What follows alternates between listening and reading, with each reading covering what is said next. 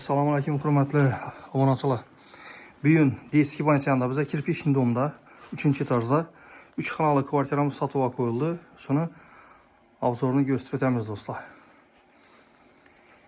Girganimizdan shunday eshiklarimizda mirishchadan hapshib ketib qo'yilgan. O'ng tarafimizda Deski spalnimiz bo'ladi.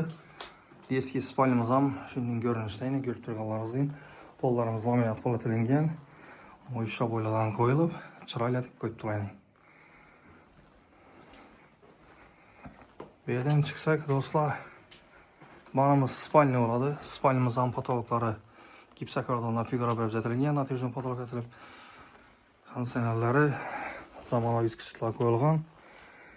Spalni mebellari tayyor holatida to'g'ri kirib yashaydigan do'stlar. Ko'rib turganlaringizdek. Eshiklarimiz MDF yaxshi eshiklardan qo'yilgan. Banda zalımız oladı. Zalımız ham mo'ysha bo'yladan qo'yib bezatilgan. Pollarimiz laminat pol hammerimiz. Ko'rib turganlaringizdek, ataplarlar ham o'tirilgan. Registrlar tashab o'tirilgan. Shunday ko'rinishda zalımız ham.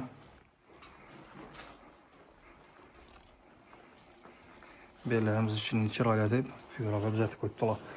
Uqloqlar qo'yilgan tayyor holatida to'g'ri kirib yashaydigan do'stlar kvartiramizga. Shunday ko'rinishda. Balkonimiz ham kuxnyatni qo'yibdilar. Fartuqlar urilgan, gaz filtrlar qo'yilgan, mo'ykalar, ichishchalar tayyor holatida. Bu tarafimizda shunday kuxnya mebelimiz tayyor, to'g'ri kirib yashaysiz.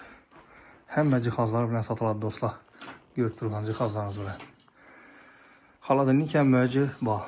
Patologlarimiz plastikdan bezatilgan patologlar. Tayyor holatida.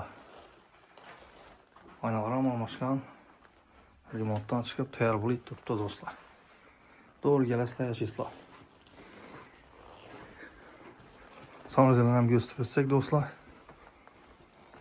Sanozil ham daha patolga kapilatilingan, pollarimiz kapilatilingan, bellarimiz ham kapilatilib, arish sollar qo'yilib, tayyor holatda turibdi do'stlar. Shunday ko'rinishda chiroyli. Eshiklarimiz akva eshiklardan qo'yilgan. Rakovinalar qo'yilib, tayyor bo'lib turibdi. Qarorchi aytganda, to'g'ri girasizlar, yashaysizlar. Esa do'stlar, sizlarga ko'rsatacak kvartiramiz tushadi. 3-etajda 3 xonali barcha jihozlari bilan 520 million so'm. Ozgina kelishadigan yeri bor do'stlar. Kelsangizda uy egasi kelishib beradi do'stlar. Esa hammaga sog'lik, salomatlik tilaymiz. Keyingi roliklarda görüşguncha deb qolamiz do'stlar. Like, podpiskadan chiqarmanglar.